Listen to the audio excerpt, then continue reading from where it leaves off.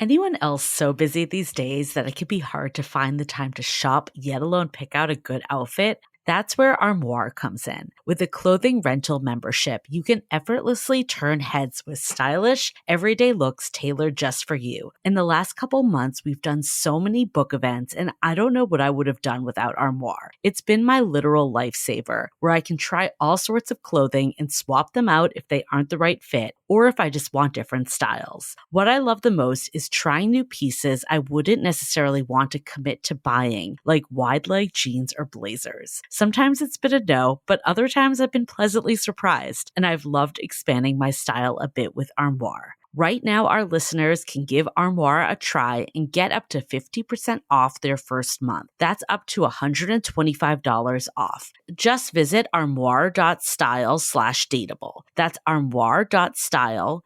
ARMOIRE.style/dateable to get up to 50% off your first month and never worry about what to wear again. Try Armoire today. Does it feel like most healthy snacks just taste so bland? Well, I think I may have found the perfect healthy snack. Washington Red Raspberries. They're a clean, simple, and seriously delicious way to add more nutrients to your day. So get this, they're American grown, picked at peak ripeness, and frozen within hours to lock in nutrients like fiber, antioxidants, and vitamin C. And I love to toss them in a smoothie or a yogurt for breakfast or eat them as a healthy treat throughout the day. Grown with care by American farmers in Washington state, frozen Washington Red Raspberries are one of the best kept secrets in the freezer aisle. Make sure to always check the label for American grown frozen raspberries. Want to discover new ways to use American frozen red raspberries and get more details on where you can grab a bag of these delicious berries? Go to redraz.org. That's redrazz.org. You'll find recipes, healthy tips, retail locations, and everything you need to make frozen Washington Red Raspberries a regular part of your routine. And I'm Julie Kraftchick, Dating Insiders, here to dive into everything modern dating and relationships. Welcome to Dateable.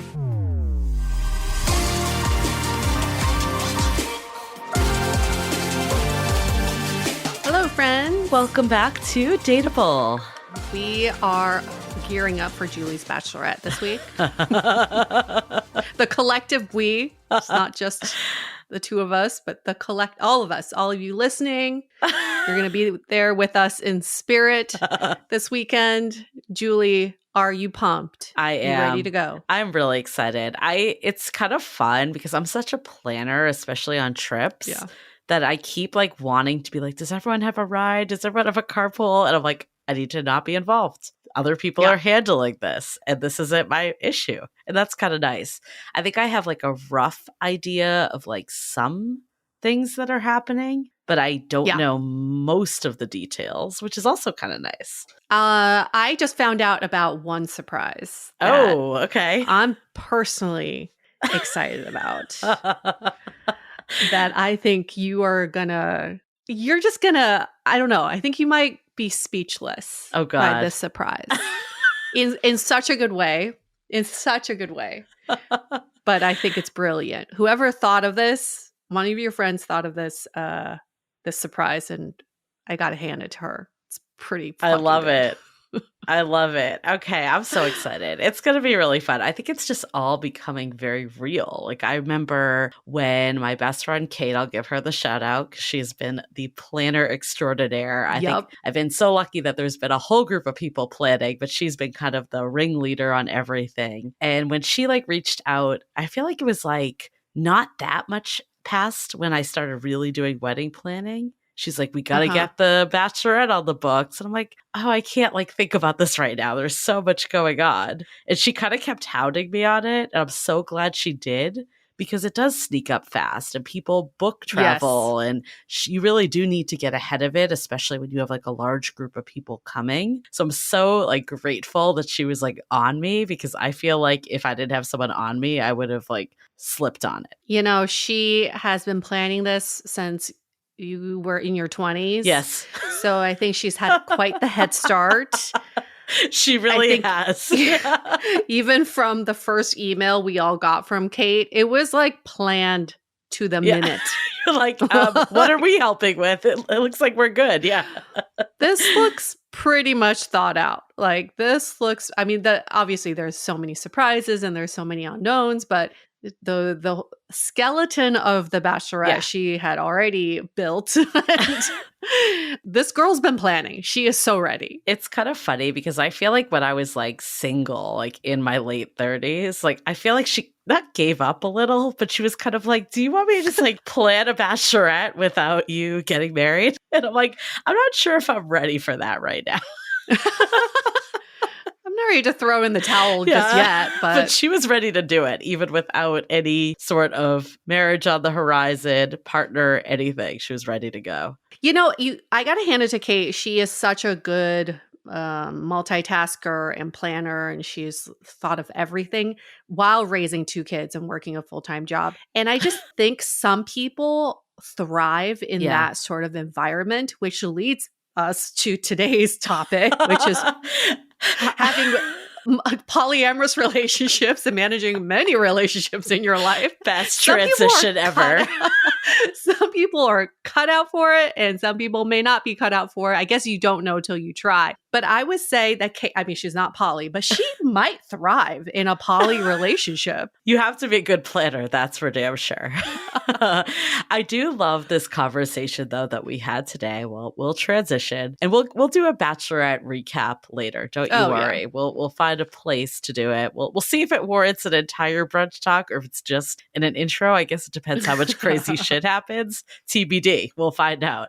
But I feel like with this, we were really excited to actually do a swap. We were on their podcast, Multiamory, as well. So we have our first ever fivesome. Is that correct? Or have we had a fivesome? It might be. What is that even called? A quad is 4? Like a quintet? Is there a name for that? What is a fivesome called? A quintet. A quintet. Yeah. Okay. We were lucky to be joined with the 3 hosts of the Multiamory podcast, Dediker, Emily, and Jase. I think, we're happy to have our first official fivesome. Quintet. We know the official title. I mean, their content is suitable for obviously anybody who's into non-monogamy, from casual dating to queer platonic partnerships, married couples living separately. I mean, there's so many different configurations, but I also think this conversation applies to anybody who's monogamous too, because it really is just about intentional, conscious dating. Mm-hmm. And that's what you are forced to do when you're balancing multiple relationships. But sometimes in a monogamous relationship, we take that for granted. Yeah. And I think why Yue and I really resonate with them and why we wanted to collaborate is that we have this same kind of feeling of like, you get to design the relationship that works for you. Even if you're monogamous, I feel like you don't have to do it the exact same way your friends do a partnership. Like, I feel like I'm like in this right now. I'm like trying to figure out finances, right? Like that's going to be a change of like how I am pre-marriage to marriage. It's been probably the largest change in my opinion. But I've asked a lot of my friends, how do you do it? Just to understand. And some people I'm like, oop, not for me. And then others I'm like, oh, that's interesting. I'll take a little of that. So I think with any type of relationship, whether it's monogamous or non-monogamous, in today's world, 2025, we are at the driver's seat. We get to define it. And I think that's actually very liberating and freeing that you and your partner can do what works for you instead of falling into like this mold of what you think you're supposed to do in a relationship. And that really is the key of modern dating is like, we've kind of gotten to a point where we've become really judgmental of people's choices, like especially with non-monogamy.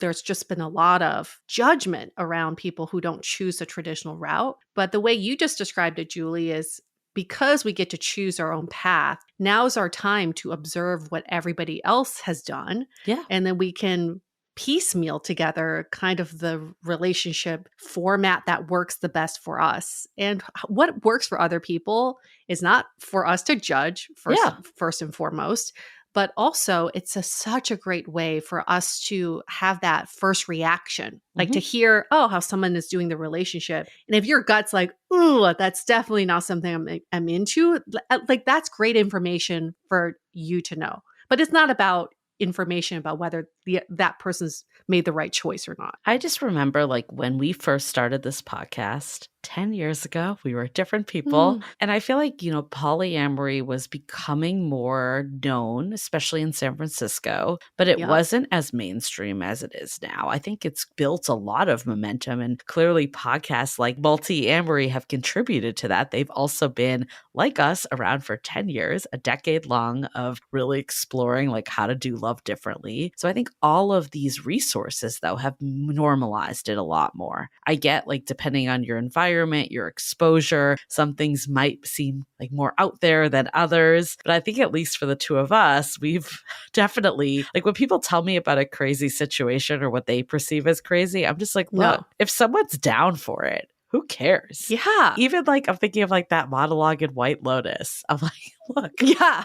if that makes him happy, go for it, Oh my gosh. Yes. Sex life of a middle-aged white man in Thailand, if you know what we're getting Yeah. at. But it's like, it doesn't mean it has to be for you, but I just like feel like I've become a lot more judgment free of others. And I Yes. remember like when you and I first started doing Dateable, one of the things that we said that we really liked, we spoke with a lot of like poly couples and people that were doing more non-monogamous arrangements. We said that we really loved how you get to optimize your dating life. And Exactly. like, you get to create what works for you. And that, I think, both of us, was very inspirational. And I remember even we were writing our book, we were sitting together and we were thinking about like what really impacted us, like what changed us. And I remember you even saying that, like, I felt like I now have the power to do what works for me. And I don't feel as like constrained as like maybe I did before in a relationship. And also to recognize that everything ebbs and flows and everything's dynamic. Even in our conversation today with the three hosts of Mhm. Multiamory, they've all been through phases of monogamy and Yeah. then phases of non-monogamy, and they come back and then they weave in and out. And one of the hosts was actually in a very long-term monogamous relationship. So it just shows that whatever path you choose, it's not a one size fits all, and it may not fit you for the rest of your life. So you can constantly be iterating and molding yourself to what works best for you. So, one thing I love about editing our podcast, because I'm back to editing it right now, is that it actually lets me think about it a little more because you're hearing it Mm, for a long time. And I was pondering this and I wanted to get your take on it because I think what's interesting in non monogamy is there's so many different labels for different approaches, right? You have like mhm, hierarchical and like solo polyamory. Like, there's all these different like ways to do it. And they all come with like a definition more. And then in monogamy, you kind of just have this catch all of like, you're mhm. monogamous. And on one side, I feel like putting labels and defining everything isn't always ideal because it like makes it too like restrictive. But then on the other side, I think what's missing in monogamy that might be contributing to why dating is so hard is lack of structure. So I'm Yep. wondering, like, does it make sense to like bring some of this into monogamy? And this is more of a, I don't know, just thought experiment, not necessarily something Mhm. we'll solve today, but it's like, could you be like, okay, there is a form of monogamy where you never ever cohabitate, and that's Yeah. cool, and that's accepted, and that has a label. And people are like, oh, yeah, they're doing the individual living monogamy. I don't know, I'm just making stuff up, but you know what I mean? Yeah, and I think that stuff kind of falls into polyamory, which is interesting because it goes into non-traditional relationships, but it's still monogamous. It's a monogamous dynamic. So I like where you're going with that, Julie. Maybe monogamy, why it's so challenging right now is that we either have situationships or you have Yeah, a monogamous right. There's relationship. And nothing in this between. there's really nothing in between. So you're in a committed relationship or you're fucked. I mean, that's what we're basically Right. saying. But what if we made situationships into a form of monogamy that could be like, I don't know, temporary monogamy or brainstorming here. But yeah, maybe we need to bring in a little bit of that non traditional thinking into monogamy so we can normalize the many variations of monogamous relationships all of us are having. So maybe listeners and everyone listening, after you listen to this episode, let us know what you think. Is it more constraining to have labels on different types of monogamy? Or is it actually like giving you the guidelines and maybe some of the direction that's lost right now? I'd love to hear people's opinions. Yeah. Some food for thought. Maybe you're monogamously only having sex with one person. Maybe not a relationship, but back in the day, that would have been friends with benefits. But maybe this is a monogamous, committed sex relationship. Or we have a friend who is in a marriage, living apart from her husband, and she feels very apprehensive about telling people about it because people will judge her for it. But maybe that is a category in itself. So yeah, maybe you're going through something right now that if there was an actual category or label for it, it would help normalize your situation. Like the modern day dink, dual income, no kids. There's, in China, dink has made its way to China, and it's like the direct translation of dink in China. It's like direct translation from the English version. So it's so weird. Like What, people are just talking about it. Like no dual income, no kids. Like they say that. Yeah, there's a word for it. There's a word for it, but that basically like directly translates to dink. It's so weird. But yes, something like dink. Yeah. We'll get that in. Okay, cool. Well, I'm excited to dive in. This is such a great episode. If you haven't already got the book, of course, this is the reminder, How to Be Dateable. Pick it up wherever books are sold, audiobook. If you're also into what you're hearing today, there's the Multiamory book, Multiamory Essential Tools for Modern Relationships. And this was actually selected by the New York Times as an essential read on non-monogamy. So if you are there being like, I don't know if monogamy is for me, pick that up. And of course, How to Be Dateable. We encourage everyone to figure out what is the relationship that works for them and to date with that intention in mind. And just very quickly, we've done some book events the last couple of weeks. We've met so many amazing people. I have a short list of people just to give a shout out to. Jen, Beth, Elizabeth, Steve, Kendall, Ellie, Alexandra's dad, Elaine, Eric, 2 Alexes, and Benji. And this is not an exhaustive list, but I just want to give a quick shout out to those of you who came out to support. And it was so nice meeting you all. I just love that you said Alexandra's dad. We never got his name. We'll get into that story on another episode, but I'm glad you jotted those down. Well, before we get into it, let's take a minute to hear from our sponsors. I am so relieved to say that the days where shapewear feel like torture devices are over. Seriously, who invented those things? They were so uncomfortable. But now, have you discovered Skims? Because I'm a Skims believer, and it's just too good to keep all to myself. The Fits Everybody collection from Skims is like nothing I've ever tried before. And here's a funny story. When I first got the cheeky bikini underwear, I thought they had sent me kid sizes because of how small they looked. I was like, this is not going to fit me. But then I was shocked that they stretch to mold to my body, and they're so comfortable. I feel like I'm wearing nothing at all. And best of all, I found the perfect color to match my skin. So these undies don't show through any white pants. Skims truly live up to the hype. Shop Skims Fits Everybody collection and more at skims.com. After you place your order, be sure to let them know that we sent you. Select podcast in the survey and be sure to select Dateable in the drop-down menu that follows.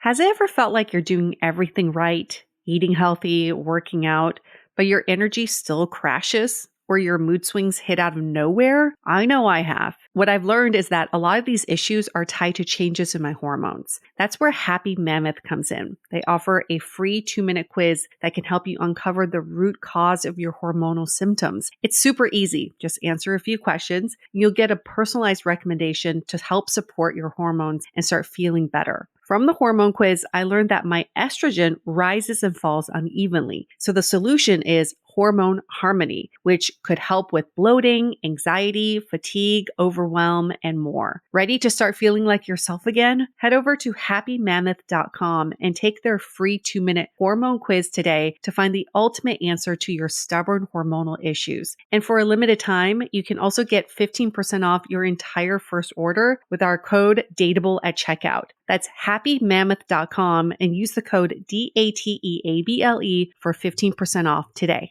Okay, let's get into our chat with Multiamory.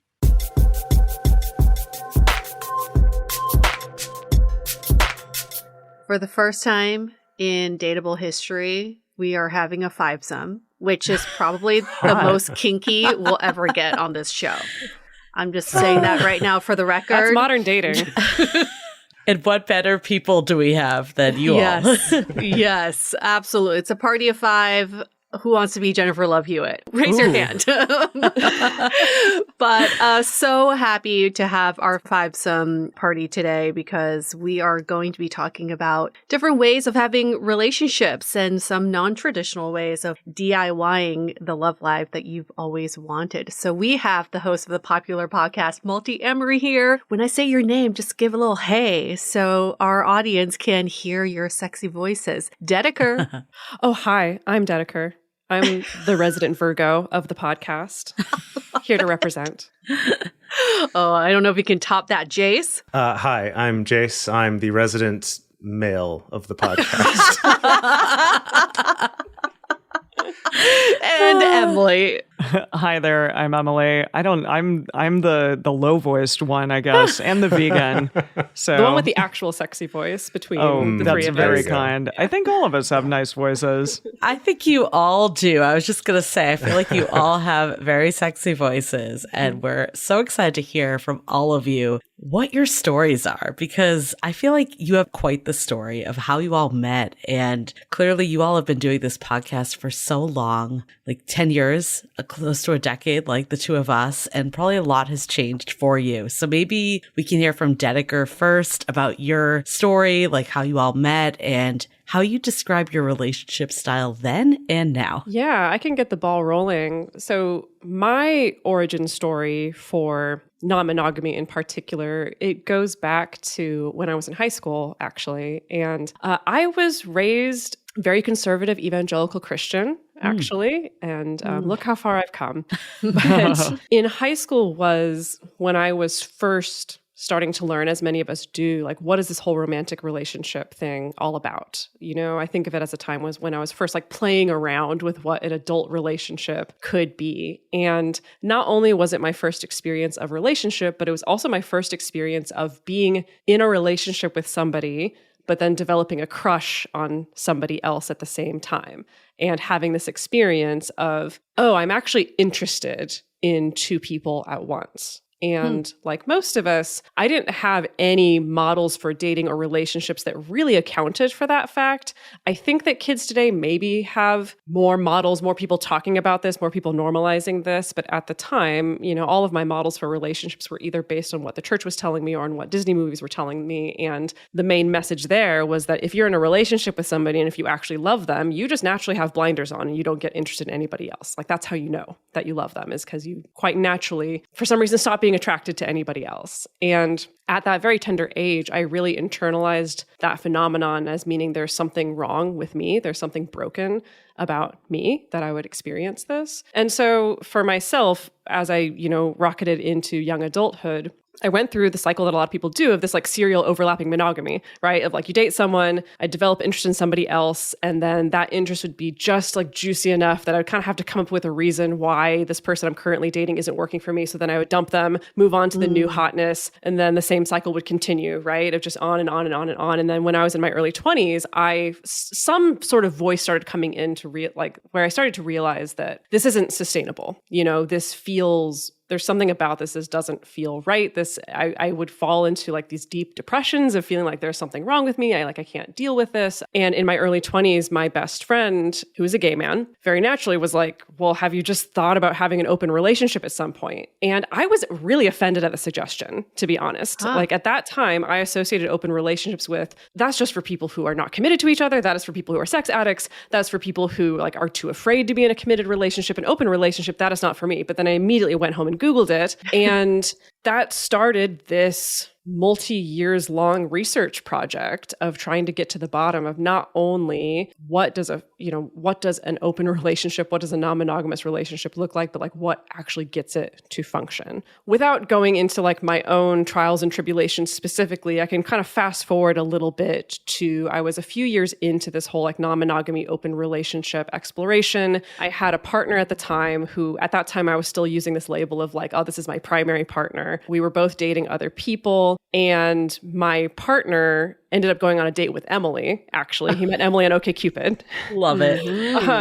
Emily and Jase had been living together, and they were in a monogamous relationship, and they had also relatively recently opened up their relationship. And then I feel like it was sort of a little bit of this through the grapevine that, Emily, weren't you the one who mentioned to my partner that you thought that I would be into Jase or something like that? So Jase, I believe, had seen you on OkCupid because at that time you were able to link to another person on OkCupid.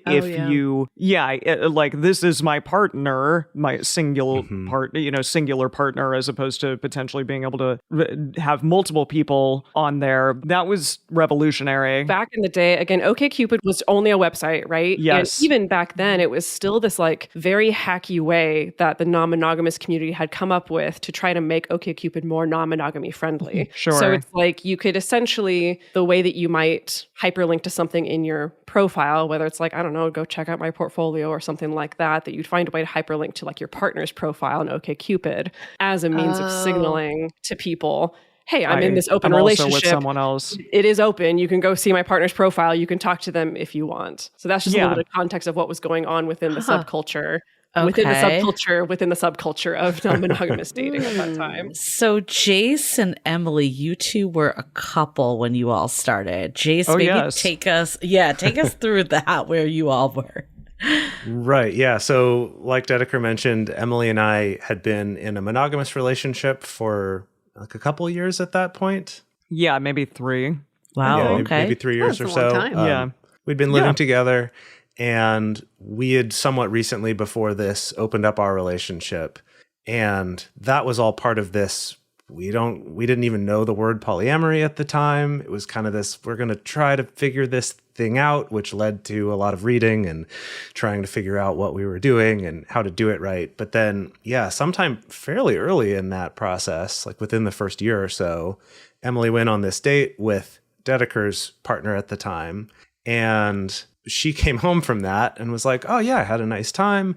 And he has a partner who I think you'd be into. Like, this is her, profile name. And I looked her up. I was like, oh, I've seen this profile and have it saved, but haven't written a message yet. And then before I could even write a message, actually Dediker sent me a message because I guess she had gotten a similar thing back from her partner. Yeah. So she sent me a message being like, hey, weird that we haven't met on here before. How's it going? And then from there, we ended up going on a date and starting a relationship there. So there were kind of those 2 established relationships and then these 2 newer relationships, which was mine and Dediker's, and then Emily with that other partner. So for a while, it was like a little bit of a quad. Okay. So what year was this? Because you said that you didn't know what polyamory was, or wasn't like a mainstream. 2013? 2013. Okay. So the term was out there and around, but it wasn't like commonplace, right? And Jase, can you rewind to why, or I guess Emily too, what prompted the discussion to open up the relationship? I think in a lot of ways it was getting to a point in the relationship where we were both like a little complacent, a little, this is fun. We're enjoying, our time together, but it's feeling like it's not as sparky maybe as it once was. So challenges from that standpoint. And I remember, Jase, you saying something like, I really love and care about Emily, but I know like she's not going to be the last person that I ever sleep with, for instance. We broke up for a week. And then in that week, I think Jase went on a couple dates or went on one date. And then one date, we were still living together, which is challenging. But we ended up like, being able to talk a lot in that week about what it is that we wanted, and ended up sleeping together again in that like week that we were broken up, and it was really hot and heavy. And it's because becoming friends makes the sex hotter. That's really exactly. Yeah. But from, that experience, we realized, hey, we were getting to say things that we weren't able to say when we were together, because there's a lot of implication and there's a lot of challenge there in really being honest about what it is that you need and want in your feelings. And we realized that we still wanted to be together, but that we wanted the option to also maybe be around and be with other people. So, Jase, you had heard about the possibility of non-monogamy, but not the word polyamory. Yeah, from some of your own stuff that you had looked up in college, correct? So it was actually that first person that I went on a date with. Yeah. When I kind of described what it is that we were doing and trying to figure out. She's like, oh, you should read some of these books and recommended like the classics, right? Which is like The Ethical Slut, Sex at Dawn, More Than Two were kind of the only 3 real books at the time on the subject. More Than Two wasn't even out yet. Oh, you're right. That wasn't even out yet. Yeah. Yeah. So it was just The Ethical Slut and Sex at Dawn, which is more of like a research-based book. It's not about how to do non-monogamy, but more about how humans might be wired for it. But anyway, yeah, those were what opened up that idea of, oh, this is actually a thing people do. It isn't just something someone does in like the death throes of their relationship before they get divorced or something. Although a lot of people do it that way. Yes, sure. A lot of people still do that as well. Yeah. What strikes me as so fascinating but also resonant is that you two were in a 3-year relationship, and you got to a point where you felt like things were kind of like blah, because we all get there in a relationship, the complacency and also the lack of the spark. But for most couples, they probably would just accept that and say, well, this is just part of a long-term relationship. And then things will ebb and flow, and we can discover that as we go along. But the two of you were like, actually, no, there is another solution to this, and we're going to try to find that. So that's really interesting that you were able to pursue that route. So when you did open up the relationship, the 4 of you became involved. A quad. What did that look like exactly? Oh, well, for a while, I think we went through a phase that we now know a lot of people who explore non-monogamy, a phase a lot of people go through, which is like once you get through some of the initial obstacles and stumbling blocks and some of the deprogramming, and once you finally reach a point where it feels like, oh, it's working and everyone seems like they're relatively happy, that then you enter the phase of thinking like you've unlocked relationship godhood and you've solved every single problem. And so it was a lot of everything. Rolling up the parties as a quad, feeling like we are like the hottest shit ever. And yeah, like the Kill Bill music plays and slow motion starts when we come in. Yes. It's like that, boom, so boom, boom. Yeah. And this is, to be like, in my opinion, I think a lot of the people who find non-monogamous or polyamorous people online very annoying, I think it's because they're in that phase. A lot of people are in that phase of thinking, I've holier than thou. I've reached enlightenment. All of you messed up, toxic monogamous people, if you could just get with the program. To be fair, that is really annoying, and annoying even to us. Right? Yes. Right. But we went through that phase. Yeah. We went through that phase. Yes. We went through that phase. And then what was after that phase was the fact that quads in particular tend to be notoriously unstable. Group relationships and group dynamics in general tend to be unstable. And it is kind of this funny thing that the media coverage of non-monogamy really likes to hyper-focus on like the triad, the throuple, the quad,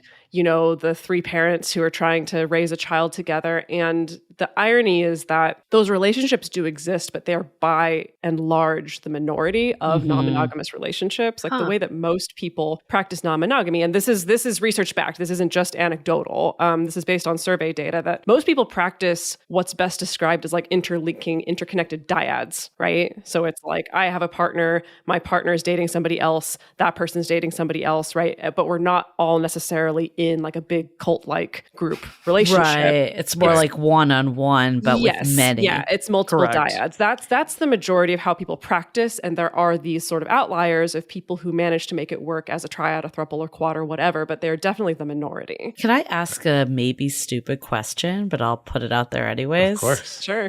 For your quad, like what was the relationship like between all of you? Like was there like Emily and Dediker, did you two have a relationship, for instance? And Jase? Yeah. Jase and the other person never had a relationship. So everyone else was linked, but the two of you were not. And that was basically the only part of the quad that was not really linked, with the exception of the fact that the two of you were often around each other, but in a romantic sense, in a sex sense, that didn't ever happen. Yeah. But no, Dediker and I definitely did. But we should clarify, it didn't start that way. That is true. And that was not like the goal from the outset. It was just, there was this couple existing that was Jase and Emily, and there was this other couple existing that was Dediker and her partner, and that it was then kind of about those other 2 relationships. And because it was the 4 of us, we would often try to schedule those together because it just made practical sense from like, you're going to spend the night, why don't you guys also do a sleepover? And that just works out easier than having to work out someone else's schedule or figure out a place to stay if we wanted to do that. But that was the outset, and that was I would say,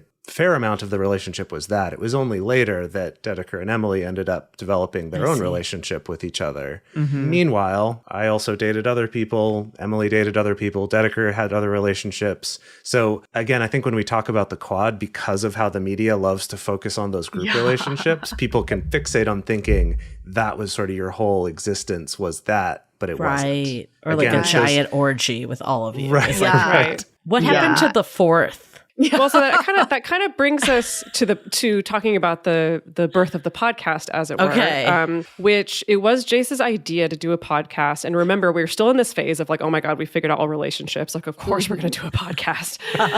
People need to know. People need these to know. things that you know now. Did you get humbled real quick? Yes. That was No, we did get humbled really quick because so the first thing that happened is like my partner, he was not ready to be out at that level because it very quickly prompted this conversation between Emily and Jase and myself around, do we use our real names on this podcast or do we use a pseudonym? At that time, there was only really one other major podcast that had been talking about non-monogamy and polyamory, and they used pseudonyms, and it was for a very good reason, right? They both the hosts of that show were in jobs where they could stand to lose their jobs. There were definitely consequences for them to be out in that particular way. So that was a serious discussion, and we ended up coming to the conclusion that no, we want to use our real names because actually part of this is that we want to normalize this, and we don't want to treat this like this is something that just happens in the bedroom. This is something that needs to be hidden. Like we actually want to be out in that particular way. So as a part of that conversation, my partner wasn't quite ready for that. The three of us moved forward with the podcast. And then that's when the real humbling began, which is then when the relationship started to implode. I had many fallings out with that partner, right? So we had a catastrophic breakup. Emily and Jase ended up breaking up. I broke up with him too. With that other partner. With that other partner. Oh, okay, yeah. okay. A lot of breakups. All of them fell apart pretty much. It was a series of chain explosions, everything fell apart. And in the midst of it, the three of us were still showing up to do the podcast as well. wow.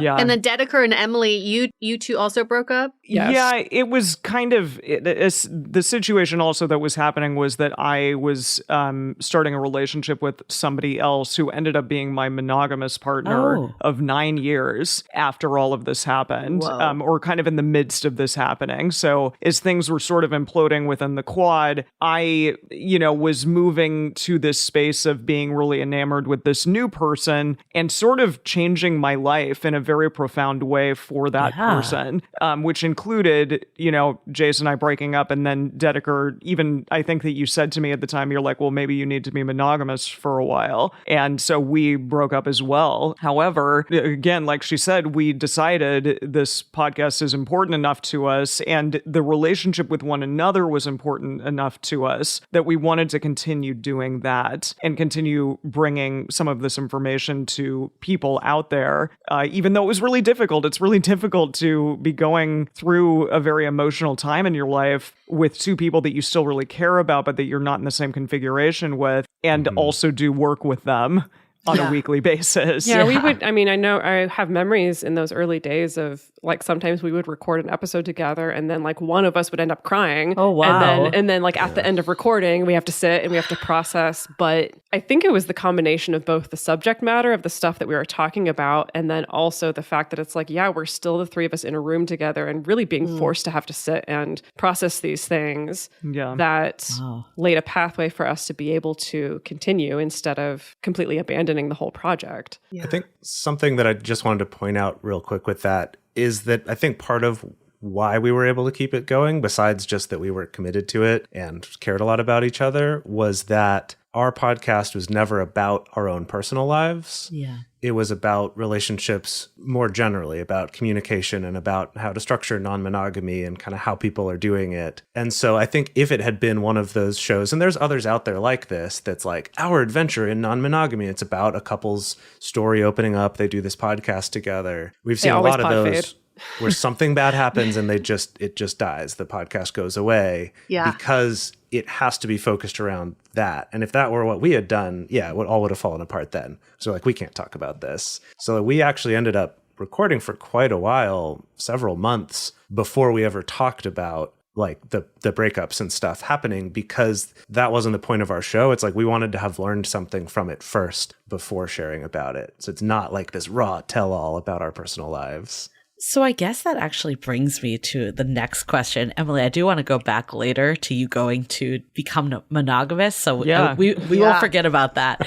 But I guess like there's just so many configurations of non-monogamy. And what you were all talking about is the media likes to glamorize certain ones. What have you learned on the podcast of, I guess, the many types of monogamy, or the many types of non-monogamy that are possible? And then also in your personal journeys, like how did you figure out like what was right for you and like what trial and error happened? Can I just jump on your slip where you said the many types of monogamy? Because I think that's actually accurate too. There's true. There's a wide palette to monogamy, and people I think get into trouble when they think that there's only one type of monogamy, and it's the what I'm thinking of counts as monogamy. And I just assume that this person I'm dating, like you're monogamous, you're thinking of the same exact thing as I am, when maybe you're not. I love that. So maybe absolutely. Let's include that in there too then. Yes. Yeah. Whole spectrum for sure. I know in my work with clients, because like I work with individuals, with single people, with dyads, with triads, with more, that every single time I think that I've seen every possible configuration, like somebody comes along with something entirely new that they have figured out. So of course we have, like we're all familiar with the trope of the throuple.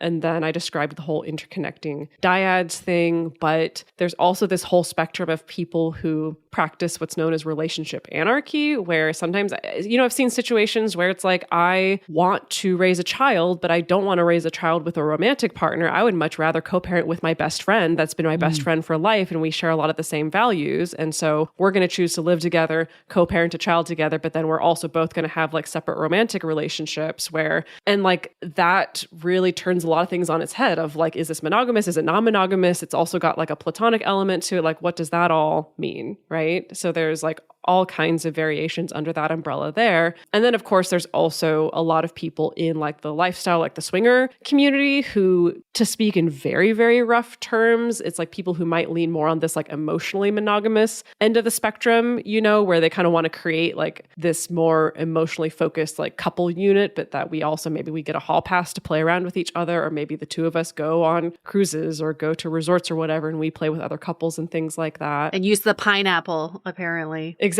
There you The go. episode of Nice. pineapple. Yeah. Mm-hmm. I think something that's been really interesting is when we started the show, we thought there was a bigger difference between the swinger lifestyle community and then the polyamorous community. And we've learned that actually there's less so, and it becomes less and less all the time. So when we've talked to people who do swinger podcasts, when we've done interview swaps with them, we find that a lot of people who've been in the lifestyle for more than a year or so, almost all of them, in my personal experience, this is not science research, but anecdotally, almost all of them at some point, as you start asking more questions, are like, we've developed some emotional relationships there too, or we've had these particular partners who we've had for a long time and who came to our son's birthday, and it's like we have this illusion that there's this total separation on the swinger side, and then there's this everybody always all together at the same time on the polyamory side, and really neither one is like that extreme very often, or at least not for very long. It tends to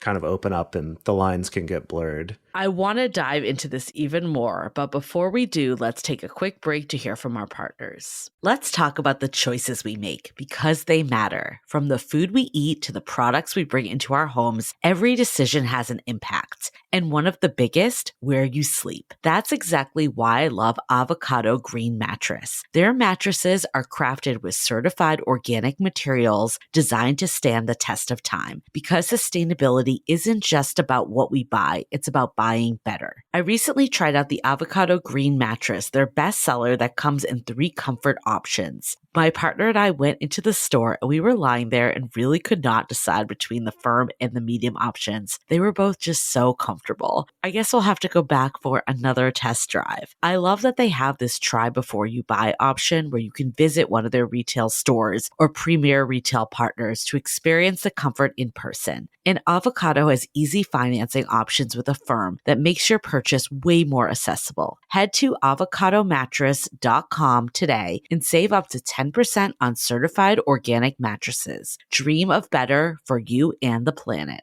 I think something else worth pointing out, and we actually did a whole episode talking about some of the different labels that have been come up with to describe it. But so if you imagine that interlocking dyads that we mentioned, right? So if we go back to the quad situation of Jase and Emily are dating, Emily and Dediker are dating, Jase and Dediker are dating, Jase has another partner, Emily has another partner, Dediker has another partner. Let's say that kind of configuration. Within that, there's also the question of how involved in each other's lives are we? Mm-hmm. And there's kind of the most separate, which is generally called parallel polyamory, which is like you've got your relationship, I've got my relationship, but they don't really have anything to do with each other. Besides, obviously, scheduling has to come up now and again, and like conversations about safer sex and those sorts of things. Like that all has to come up. But for the most part, we operate totally separately. And then there's what's called kitchen table poly, which is like we all have our separate relationships, but we might all have breakfast together. Or, we're all friendly. We can sit around the kitchen table. Or there's what's called lap sitting poly,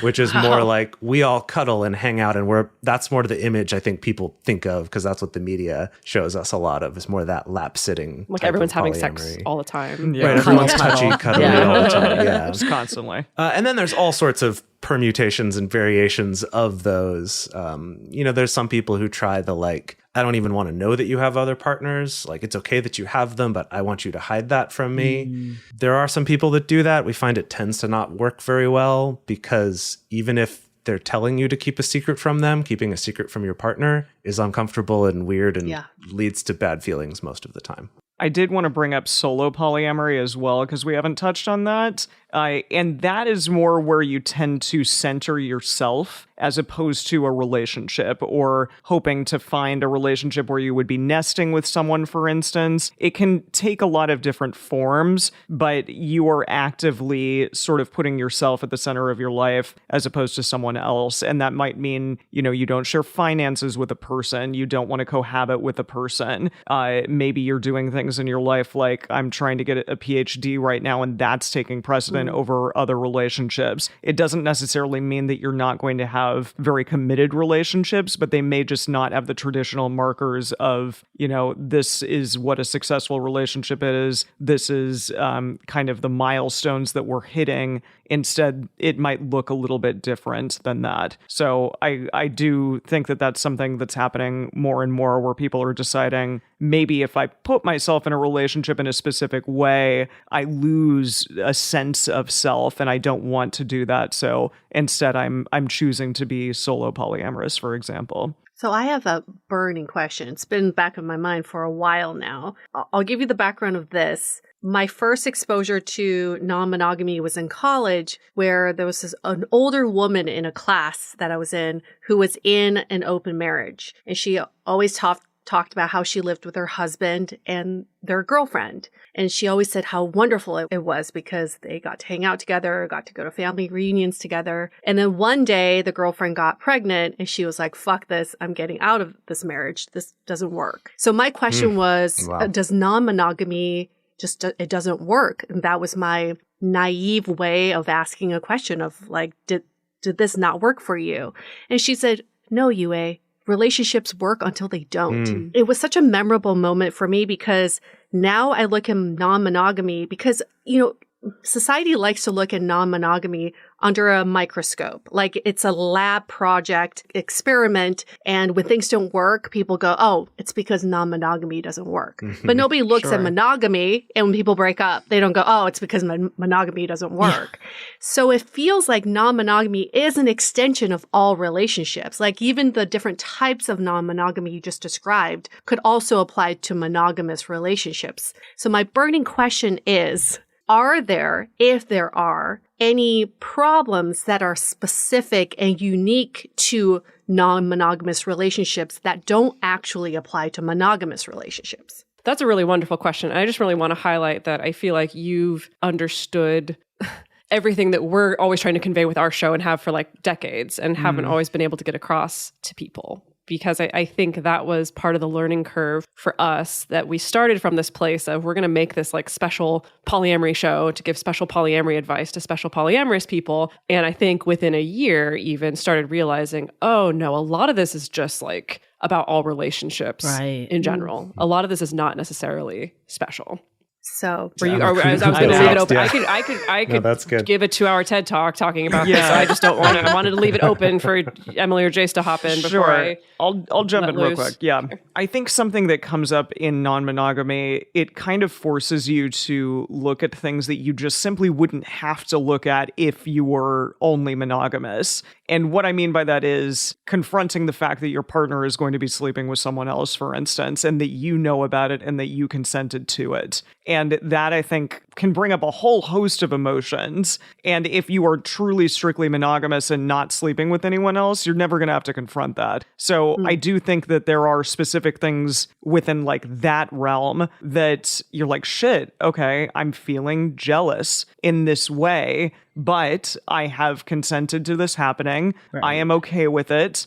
From a sense of like, I have said that I'm okay with it. I've said that it's fine for my partner to go do these things. How do I deal with my own jealousy? How do I deal with sitting there on the couch while my partner's on a first date having fun? Because I am having all of this emotional flooding going on. I need to figure out how to self-soothe. I need to figure out, like, what can I be doing to not immediately when they walk in the door, confront them in an angry tone or whatever it might be. How can I make this okay for myself as well? And then vice versa, watching a potential reaction happen with them when you go out with someone else. So I think that those are very non-monogamy specific things that get easier over time. But even sometimes, being in a relationship, being in non-monogamous relationships for years, and then realizing for whatever reason, some person triggers a deep insecurity within you that you didn't even know was there. And you're like, shit, what is it about this person that's causing me to feel this way? So I think it's just a lot of constant internal work as well that might not be present if you weren't confronted with these things in the ways in which you are in non-monogamy. And I think that's the key there, kind of like we were hinting at before, is that within monogamy, you can kind of get away with not confronting these things, even if really you'd be better off if you did confront them, right? So it's funny, I was going to say, like, I think that the hard part is that non-monogamy involves a lot of unlearning, more than learning even, it's unlearning, or kind of teasing apart what are the things that I feel or believe just because I was taught those were normal versus what things are actually mine. And like what things can change or what things are just, this is my ingrained personality versus how much of this is just because I was taught, if your partner does that, it means you're not lovable. Get all these lessons from our media, from our parents, from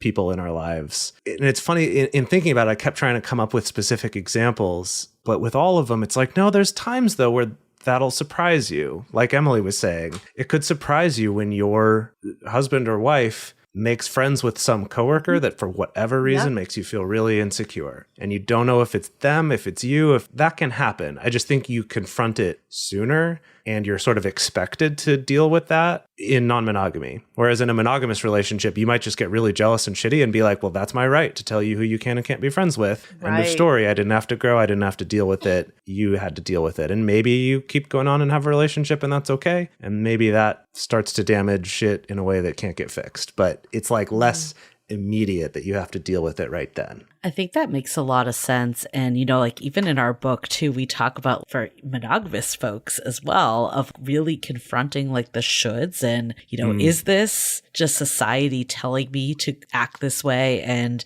to believe that's how it all works? Or is it truly what I want? But I can see from what you were saying, Jase, of that you're just forced to kind of think about it faster and where it's a nice to have versus a must have. I'm curious, like as you were all in your own journeys, like what were you confronted with that you were like, nope, not for me, or like maybe a date fail or something that made you be like, okay, this isn't working, or I want to go this direction? So I've had many moments where I feel that my ideals have bumped up against reality. And I do think a certain amount of like adulthood and maturity lives at that intersection of where our ideals crash into reality and then figuring out like, what do we do then, right? And so what I mean by this is I'm remembering a conversation that I had with an ex-partner of mine, and this was like relatively early on in my journey where I was still carving all this out and figuring out what was for me, what wasn't for me.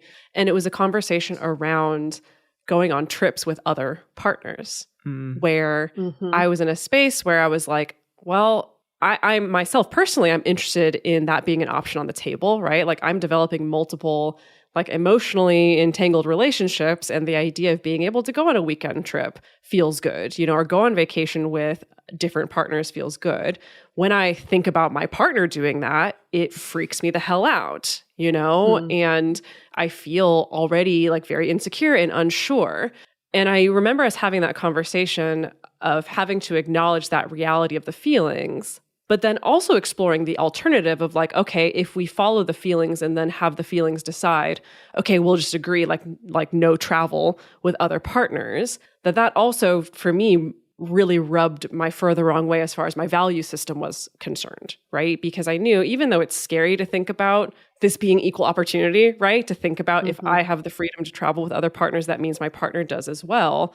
I would still rather confront my own feelings and insecurities. I'd rather seek my partner for like reassurance on those things rather than choosing to decide like, okay, fine, like all my other relationships are going to have kind of this arbitrary cap on it of like what behavior is acceptable or not. This is brushing up against a deep, like philosophical conversation that's been going on for decades within the non-monogamy subculture around things like hierarchy, right? Or like, is it ethical to decide, okay, I have one partner who is going to be the default most important partner and then everybody else is secondary. Is it ethical for me to decide that ahead of time? Or is it more ethical for me to feel like I'm trying to create more equitable relationships and more even playing fields? And there's like a lot of debate back and forth around like what format works for people. And so for me, that was a very formative moment of kind of realizing like, no, I think I kind of actually want to lead into my value system here that feels more right rather than just like letting my own kind of insecurities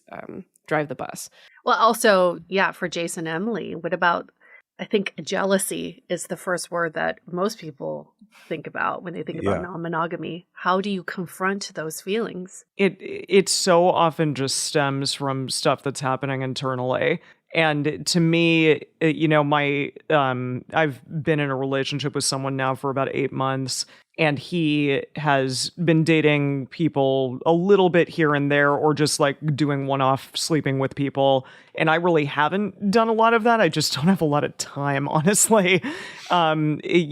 So with that, I've had to confront being now in a non-monogamous setting after a very long time of being monogamous again. I have had to deal with some jealousy there and some just visceral body physiological reactions of like, what is going on here? Why do I feel this at the pit of my stomach? And so often, if I try to look at what are the things that I'm really actually fearful of here, and at the end of the day, it doesn't really stem from worrying that he's going to run off with this new person that he just slept with, but more it's like, okay, what if I extrapolate this potential relationship out here, it might mean, for instance, that it would take some time away from me and away from the things that we might be wanting to do together. So if I look at that, I think what I'm really longing for here, what I really want is A, reassurance, and then B, just quality time with this person. I want to make sure that quality time is present in my relationship, and that assurances of I matter to him, I'm somebody that is meaningful in his life, and that, him sleeping with someone else doesn't take away from those things. And we've, I think, had great discussions after any time that he sleeps with someone else and been able to kind of have those reassurances. And so it has made anytime that does happen a lot easier for me. And to the point where I'm like, okay, did you have fun? How was it? Kind of thing. Do you think that you're going to see this person again? I can ask more those questions as opposed to feeling like, holy shit, this really, really is going to maybe damage me somehow or our relationship. instead I'm able to kind of look at the bigger picture and ask myself, like, what is it that I'm worried about here? And what is it that I truly want? And how can I ask for that thing from my partner? Yeah, I would say for me, going back to the unlearning thing, I think is such a big part of it when it comes to, those feelings of jealousy of, what is it that I'm feeling? Is it because I was taught, if your woman sleeps with another man, that means you're less than other men somehow, right? Like there's so much of that shit that gets put into boys' heads from a very early age. I think we all get our own versions of that, but I think some of unlearning that's hard. I think that also comes with the territory of once you actually start trying to understand your own sexuality a little more and are less rigidly holding to some specific label or some specific title of like, well, if I say I'm this, but then I do this, then that doesn't fit. And it's like, just chill a bit more. Like just figure yourself out first, figure out labels later. Like don't worry about, I'm not fitting this label anymore. But I do think we get a lot of pressure for that. I think that men and boys especially get a lot of pressure to fit a specific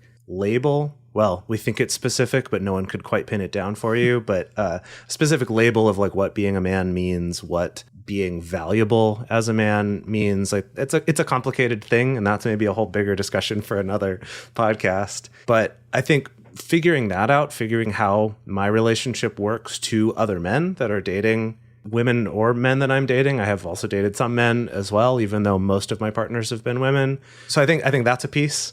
I do want to say also an interesting change to point out with Dediker's story about having struggles with, my partner's going to go out of town with this other person. I feel jealous about that. I feel challenged about that. I think a lot of that comes down to just we think that's weird, like we're taught that that's weird, and can come down to feeling insecure in the relationship itself. And if you have more of a secure base there, and that's not something you can just get overnight, right? That can take time and building trust and having some history in your relationship. But to fast forward to the last several years of my relationship with Dediker, where she would spend 3 months at a time living with a different partner in a different country from me. And that was just our normal. And that's like, okay, cool. Like, see ya. We'll start to miss each other after like, especially after a month was kind of that like, man, this sucks not seeing you. And after 3 months is like, okay, it's time now. And then she would do that back and forth on both sides, kind of spending 2 or 3-ish months. And then sometime on her own, with me and the other partner she was dating at the time who lived in different countries,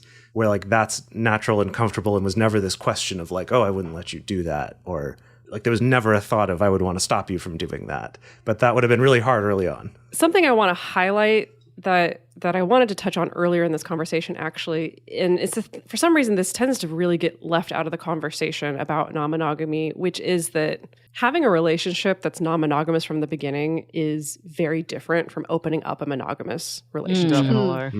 Some of the challenges are similar, for sure. Like everybody has to deal with things like insecurity and figuring out how your relationship functions. But I would, by and large, say that I think that if I was in a monogamous relationship with someone for several years and then decided we're going to open up and we're going to put all this on the table and it's going to be like totally fine for you to go live with somebody else and we're going to go travel with other people, like that would be a lot harder versus all of my romantic relationships for the past like 15 years plus have all started out non-monogamous and the challenges have been different in that way. And in my personal opinion, I feel like it's, it's an easier learning curve when you start out that way rather than when you're having to make that big hairpin turn. Right. And people do it, but it's a harder transition because you're going from such a different paradigm to another. Yeah. I'm glad that you all pointed that out because I do think that is important. I'm curious though, last time when we all spoke on your podcast, we were talking about like how many people to date at once, for instance. And a lot of you were saying that one time I dated a ton of people or had relationships with a ton of people. And then it became a lot with work and stuff. Like, was there ever any like boundaries of like, I can only date X amount of people at a time? Or this type of behavior with someone was not right for me, stuff like that. I feel like the only thing that I would not allow in my life is just, bad behavior on either end or, a person that made me, for whatever reason, feel like I wasn't safe in the relationship. And that to me is the biggest offense. I can't think of like any particular thing that would happen in non-monogamy that would make me be like, no way, I'm not going to do this. It's, stuff like agreements that you need to collaborate with a partner about. And if somebody is breaking those agreements all the time, like, we choose to tell each other when we sleep with someone, for instance, we wear protection all the time, we get tested every 3 months, things like that. If that's not happening, then yeah, that's not okay. And that would not be a partnership that I would want to be in. If you are not choosing to communicate openly and vulnerably and honestly, then yeah, that's not a relationship that I want to be in. But in terms of like very specific non-monogamous things, I'm trying to rack my brain and like I can't think of anything particularly. I don't know about the two of you. Yeah, I think you're hitting on it where it's like there's behaviors a person might do that are unacceptable, but they'd probably be unacceptable in monogamy as well, right? It's kind of more about learning what you're okay and not okay with in terms of how people go about communicating and getting what they want and all these things. I mean, I know that we've talked before with you two when you were on our show about how many people you date and that, like you don't have infinite time, right? Some might say that time is the only resource that's truly finite, that we can't get more of, and that everyone has the same amount in a day, at least. We don't know how much we have total, but it's, a little bit of a crapshoot there. So yeah, I mean, dating too many people is too many people.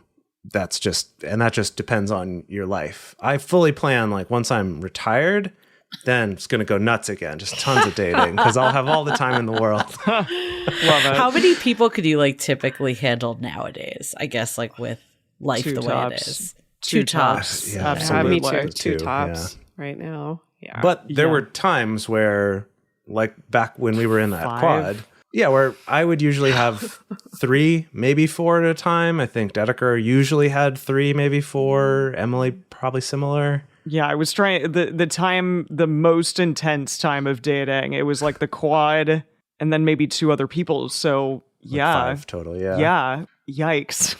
So many people. I can't even fathom that now. We were like young and energetic and all of us underemployed and That's what else are you going to do in Los kicker. Angeles in 2050 Yeah, or whatever? yeah. Like, you're going to go nuts. Yeah.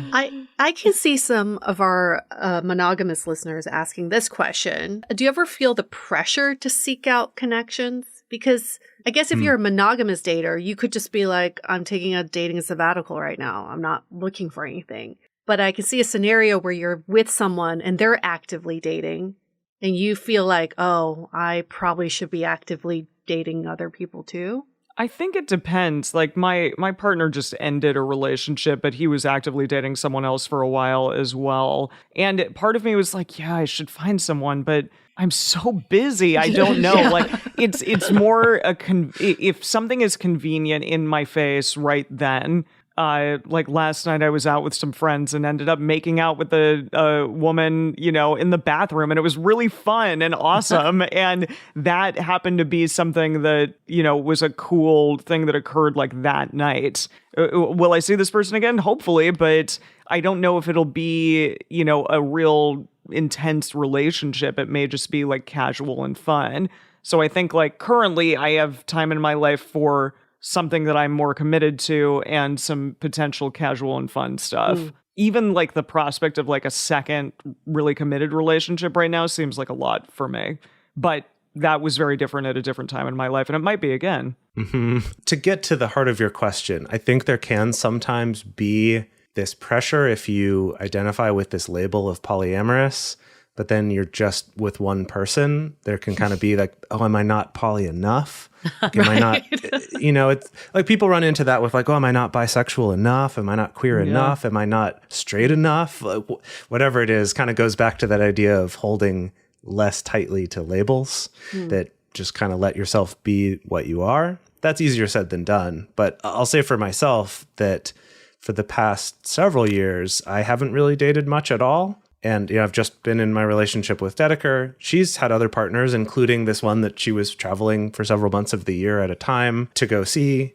And that was fine and that was good. And like Emily said, feeling like I was busy. I also, my best friend had a baby. And so I was excited getting to be the godfather to the baby and helping out. And that was during the pandemic too. And starting new relationships during the pandemic was rough. So just due to a variety of circumstances, I wasn't dating, but it wasn't like a resentful not dating. It was just yeah, I'm just not looking for that as much right now. I'm open to it.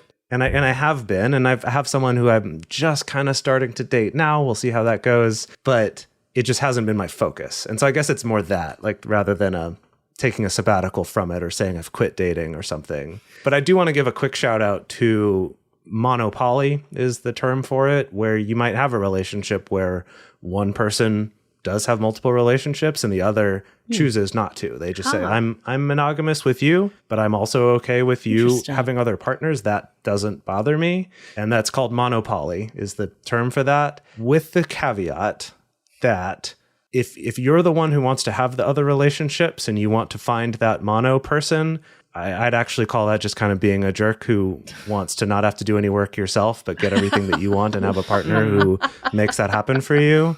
However, if you are the person who is the monogamous one and is like, no, my values really line up with non-monogamy. I think it makes sense to me. This is how I want to live my life. I also just don't have interest in that. Maybe I'm more demisexual or demi-romantic. Like, I don't feel that urge as much, but it aligns with my values.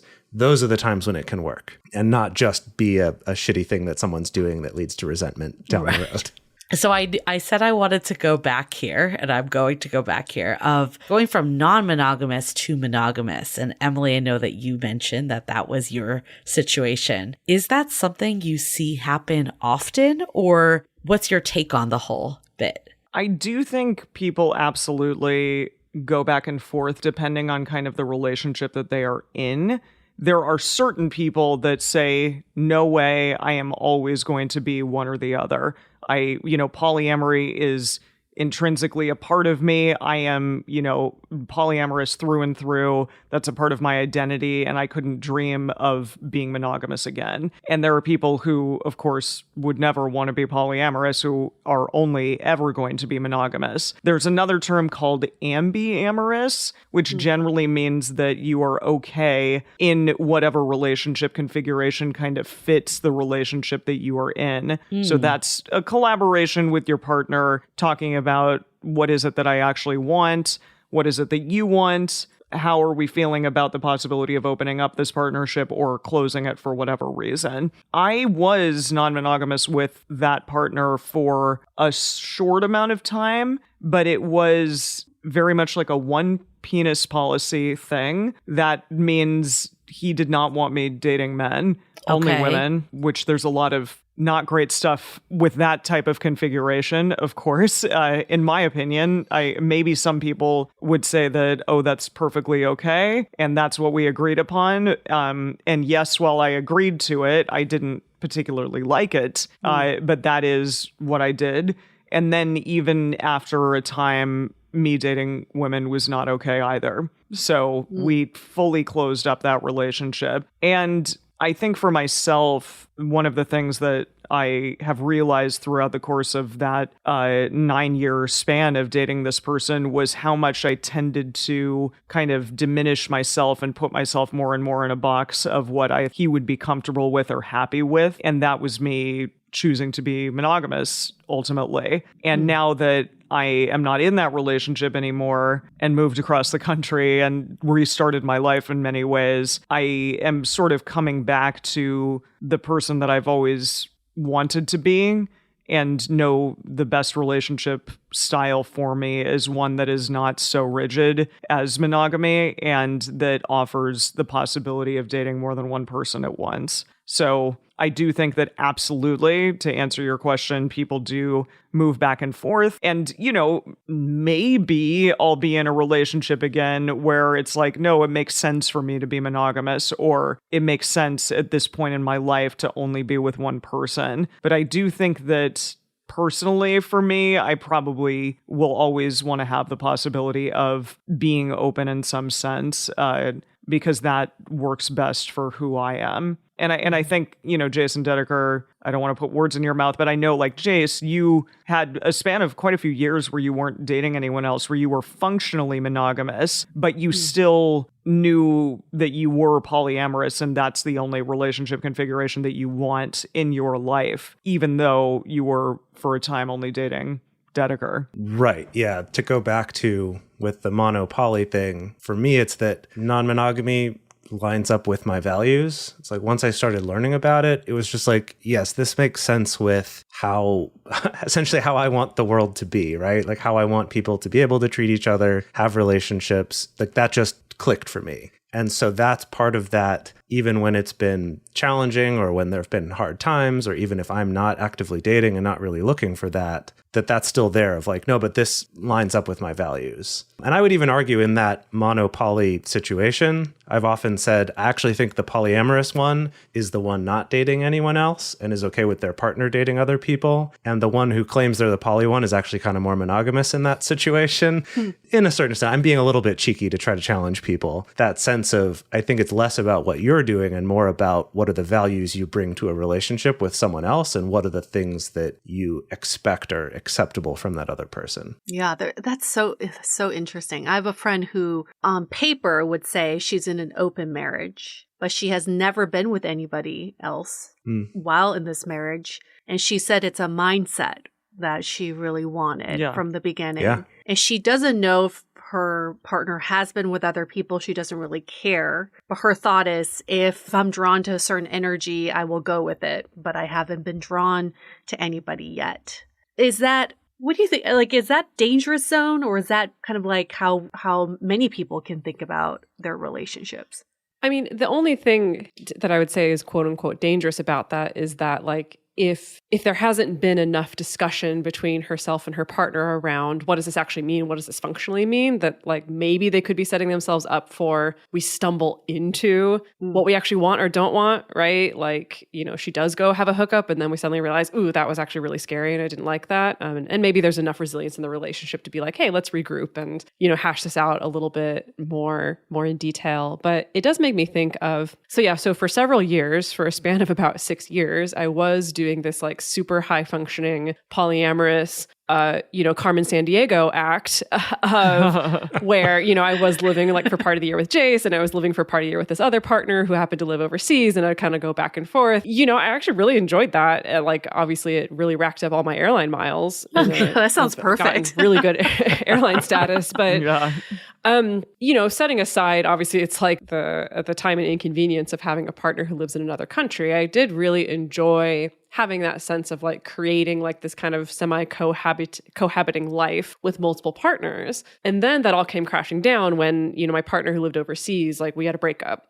This was a couple of years ago. That relationship came to an end. And all of a sudden, I found myself going from like international woman, non-monogamous woman of mystery to I'm living with one partner monogamously in the suburbs. And oh my God, like I'm a normie now. And with Jase. This is with Jase. And because Jase's last relationship had ended right before the pandemic and he wasn't dating anybody. And I had this like newly, freshly broken heart, and I was not ready to rush out and start dating anybody. And it was a really weird time where I definitely did have this crisis of like, oh my God, like, am I polyamorous enough? Does this even make sense? Should I be trying to date more people? I really am not excited about that because I feel like I need to grieve and I need to mourn. And so that lasted for about a year where Jase and I were again, like functionally monogamous, like de facto monogamous. But it was not a year where we didn't sit down and we're like, okay, we're monogamous now. Like, let's be monogamous. Like, let's agree to close up the relationship. It was just like functionally neither of us dated anybody, but it was still present in our relationship. And part of that is because we were recording a podcast every single week. But outside of the podcast, it was still present in that it's like we still would check in about that. We would still talk about our attractions to other people, or we'd still kind of unpack stuff that had happened in the past with other partners, or we'd still unpack the feelings we both had about ourselves dating, or the feelings we had about the other person dating again, or things like that. Like, it was never this binary, okay, it's closed now and we don't think about it or talk about it. It's just kind of that's what happened to be the circumstances. And so I didn't necessarily feel like, oh, I'm in my monogamous year. It was just like, no, I'm still me. I'm still non-monogamous me. I'm just have one partner right now. So this is going to sound really heteronormy of me, but I'm going to ask it anyways. So when I hear the story of like, Jase, you're at home, and Dediker, you're with another partner and across the world doing all the things. Carmen Sandiego, yeah.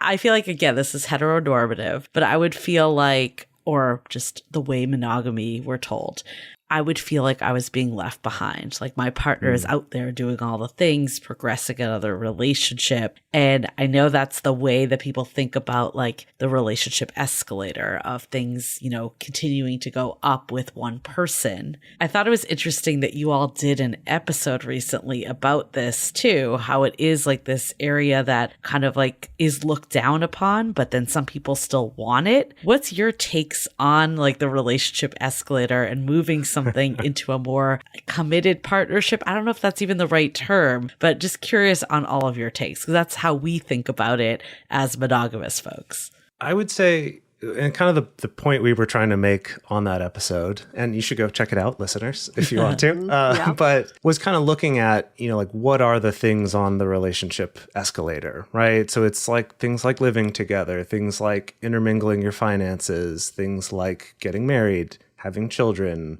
et cetera, right? There's all sorts of different little steps along the way as well. That I think the point of criticizing the relationship escalator is not so much to say any of those things on their own are bad, but that this assumption that a relationship can only move in one direction, that's why it's an escalator and not just stairs, is this idea that, like, to tell a real life story, I remember years ago, a friend came to me and was having some challenges in his relationship with his girlfriend where they were trying to figure out, like, we ended up living together because she lost her job. And so we lived together for a little while for financial reasons, but not sure that we really want to keep doing this. Like, do we need to get a bigger place?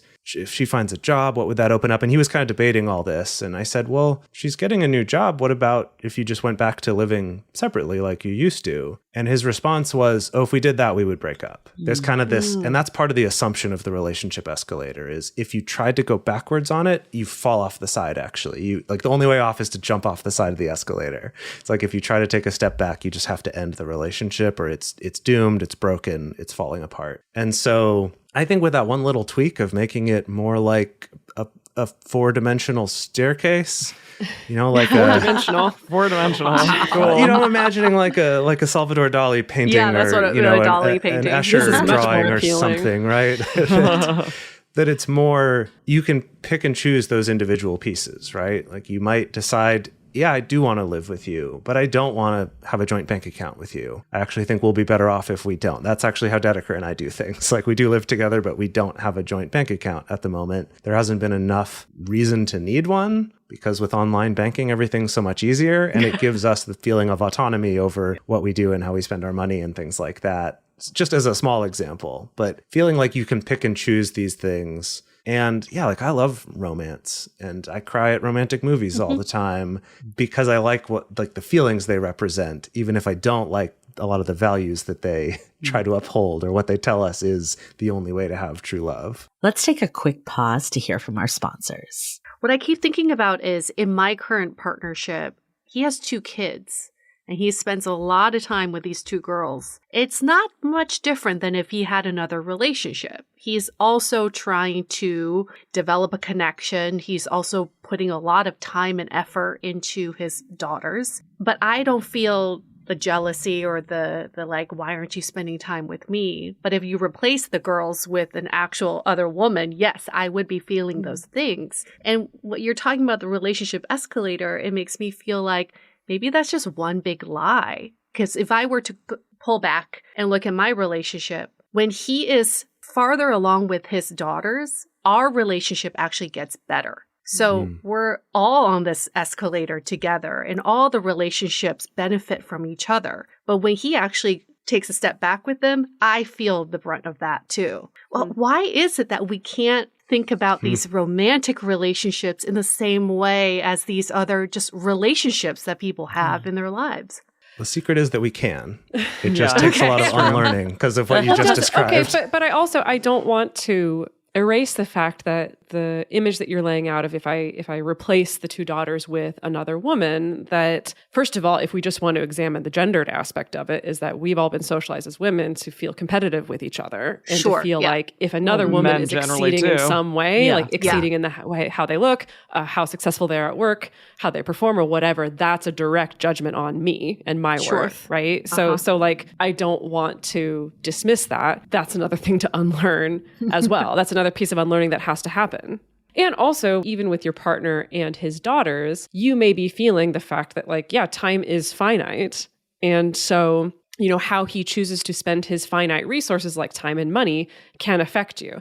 It's not necessarily zero sum in the sense that, you know, time spent with his daughters means directly he's taking away from time with you. But there is an ecosystem there where it does affect each other, like you've highlighted. And I do think that, to rewind a little bit to what we were talking about earlier about some of the unique challenges that come up in non-monogamies, I do think it forces people to maybe think more concretely about how their decision-making is going to influence multiple people, and to have to take that in mind, that there is this whole ecosystem. Where do all of you see your relationships headed in the next decade? Like, we started off talking about That's a long time from now. You're all like, we don't think like that.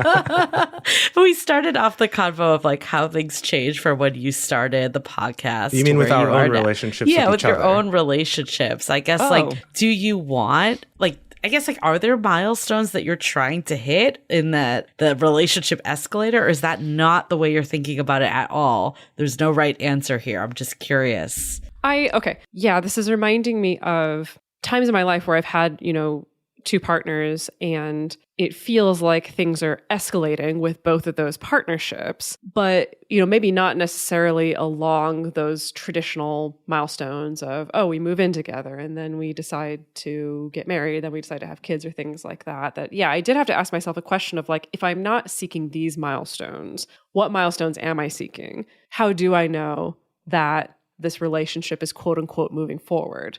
And we could probably even pick apart that whole notion, this idea that a relationship needs to be moving forward. But I digress. And I know for myself, and I think that this would apply to like my relationships with Emily and with Jase and with the, you know, other partnerships that I have right now, that I'm just looking towards, am I progressing in the sense that I can show up as my full self in the way that I want to be in these relationships? Like, can I continue to feel like I can be more honest, more vulnerable? Can I feel like I can show up and support people when they need it? Like when they're going through an emotional crisis, or they're going through a financial crisis, or they're going through a housing crisis or whatever, do I feel like I can still be there? And so I guess for me anyway, it starts to transform more into like chosen family relationships. It's a little bit less important about, is it romantic, is it sexual? And it's a little bit more of like, who's in my chosen family and how can I show up for them? And yeah, do I feel like I'm able to communicate effectively in that way to facilitate that type of relationship? If I could try giving the answer that's more critical of the question, I guess. So maybe that's what you're looking for.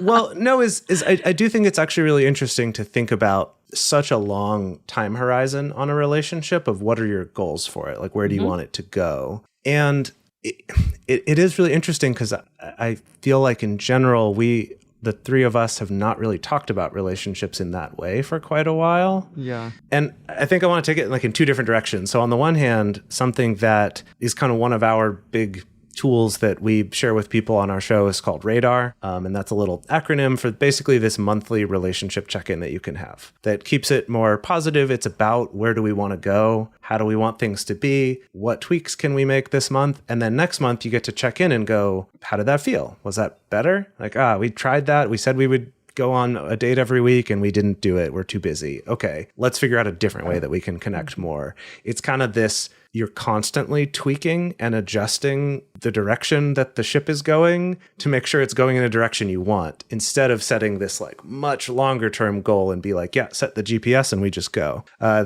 You're kind of more gradually making adjustments and steering it to the place that you both are feeling good about it. And I think I would caution people. I don't think having longer term goals is necessarily bad, like especially if you have a really important goal of having children. I think that is one you do have to kind of plan for and try to set your life up for as best you can. Ideally, I guess you don't have to. You could just go out and do it.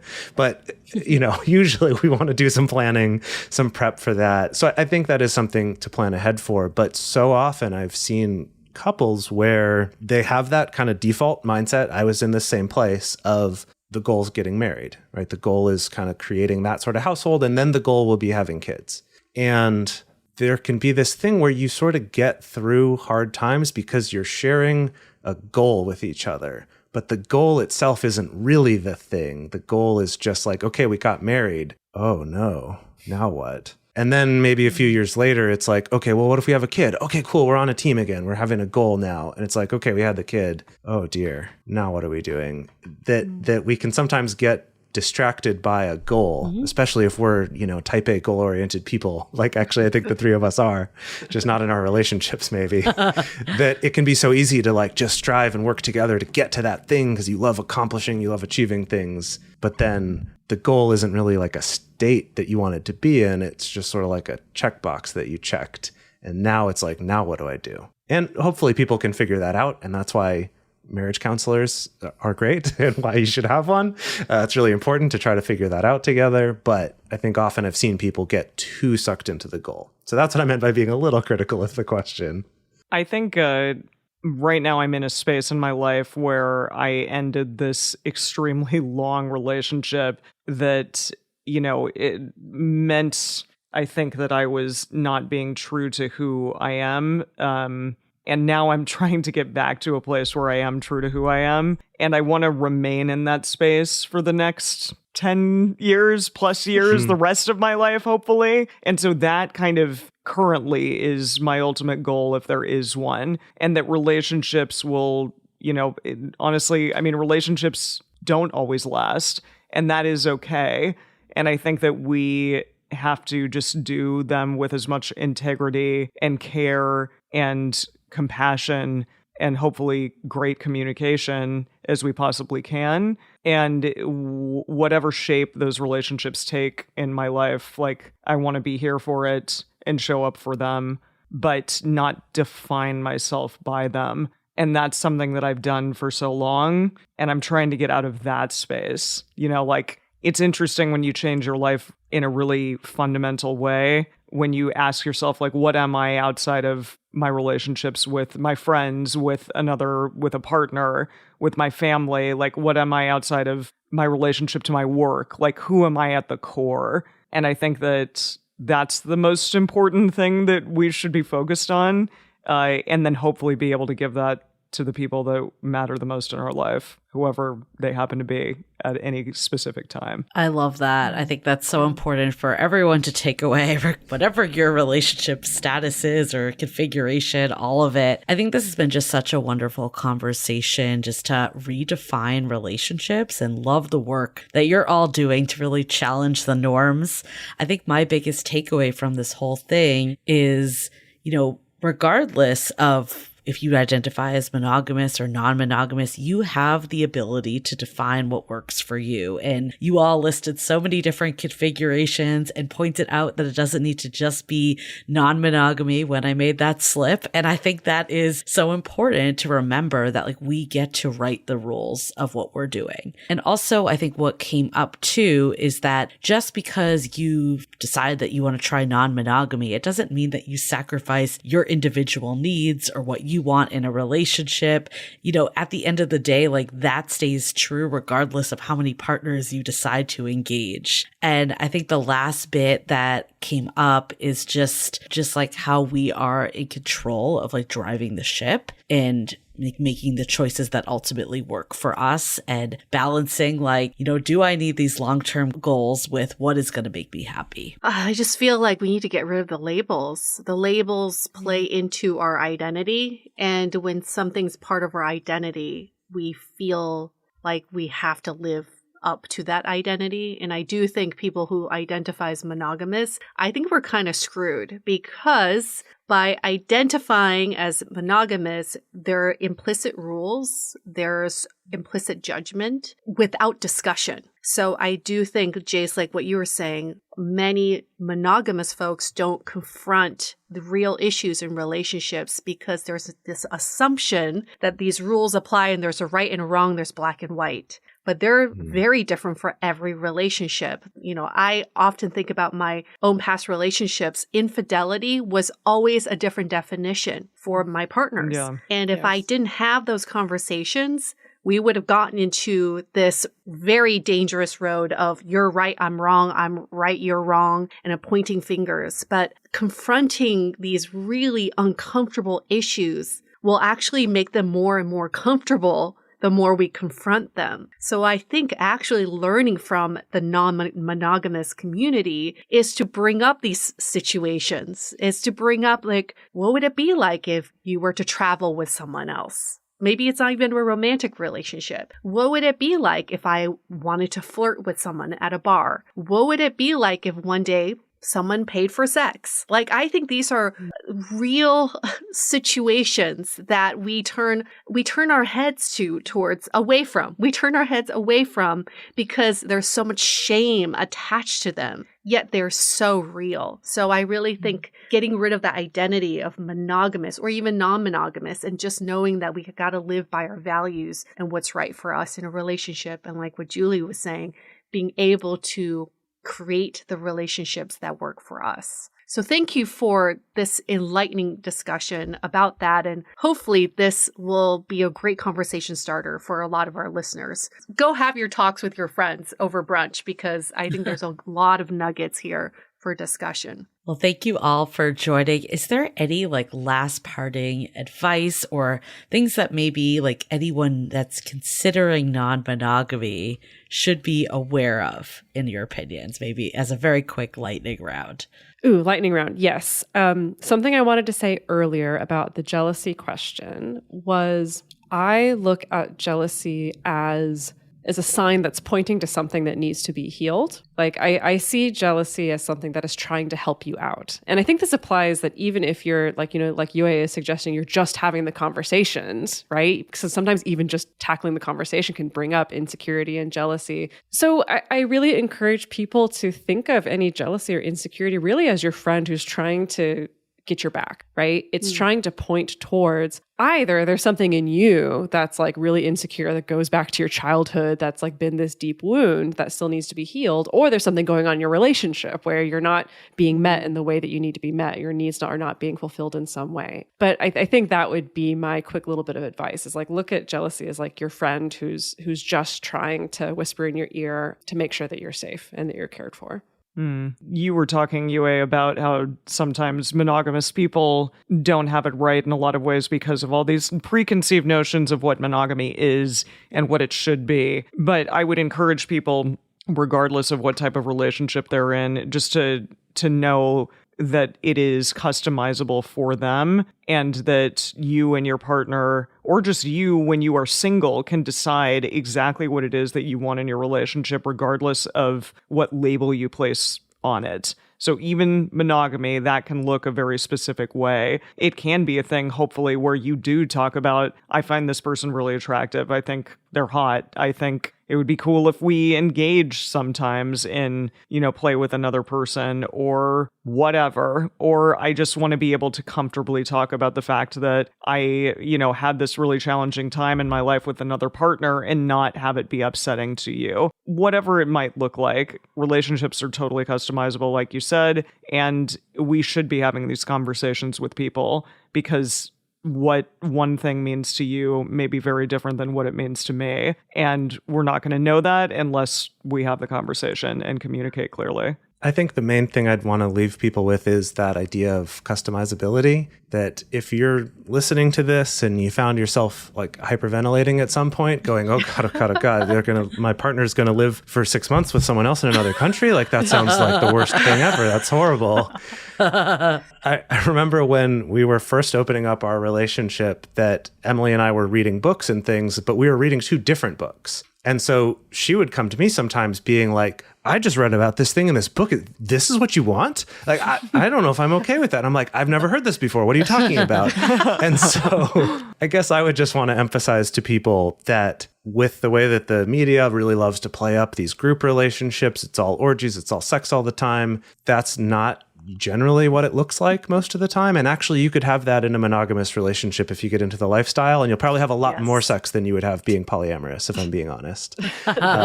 So just realize there's all sorts of different ways you can do it and customize it. And it really all comes down to that communication and trying to get clear with yourself, and realize that that can change over time too. That if you had told me right away my relationship would look like it does now, I don't think I would have wanted to go for it. But getting there over the course of the last 11 years, almost 12 years now with Dediker, it feels natural and there wasn't any like weirdness getting there. So I guess I would just say that like it can be easy to look at a certain thing and think, oh God, it has to be that right away. I can't do that. Yeah. And I don't blame you. That would freak me out too. Wow, so good. I mean, if we can customize our coffees the way we do today, why can't we do that for relationships? Exactly. You know, Absolutely. 2 shots, Love that. oat milk, hold the sugar, little It's vanilla the same syrup. thing. It's the same exact same thing. Well, thank you again for this great conversation. I can't believe we did it. 5 people, 5 voices. Yeah. It's a did dateable it. record. Yeah, I'm glad that We we had could a be the ones five-way. to bring you here. Yeah. We You still can be had such a great non-monogamous too. If you can manage 3 podcast guests at once, you have the Yeah. skills. This was like the test, right? Can you Exactly. Can you sit through 5 voices in an hour? And then, yes, okay, you're cut out for non-monogamy. You're good. All right. If people want to find out more about Multiamory, where can they go? We are on every podcast player out there. Multiamory podcast, Rethinking Modern Relationships. We also have a book, Multiamory Essential Tools for Modern Relationships, and a new audiobook that is narrated by me. So go get that, pick that up wherever fine books are sold, and audiobooks as well. And you can go to our website, multiamory.com, or find us on Instagram at multiamory_podcast. Where you 3 have some of the cutest photos ever. Like the Aw. 3. I thank you. I really you. enjoyed looking at your thruple photos. Yeah, So gosh. fun. No, it's That's so funny. right. It's like no surprise. Everyone thinks that we're still a triad, and then they Yeah, get really of course. disappointed when they learn their actual story. Yeah, yeah. That's okay. All good. People can think whatever they want. They think Julie and I are Yes. dating sometimes too, which I mean, basically are. Yeah. We still There's have like that. a podcast baby together, so Yeah. here we Yeah. go. There's some label that you threw out today of that. Of like Yeah, right. non-sexual life partner and Exactly. other life partners. Yes. Yeah, Yes. chosen family. It's a podcast Amory. That's what it is. Yeah. There you I go. love that. Yeah, you're right. So for our Right. listeners, while you're searching Multiamory, why don't you give them a 5-star rating and review in Apple Podcasts? And you could do the same for our show as well. It means a lot to us to be able to sustain our shows for as long as we have. It is really riding on your ratings and reviews. So we really appreciate that. And on that note, we're going to wrap up this episode. Stay dateable. Oh, Stay beautiful. dateable. Oh yeah, Beautiful. stay dateable.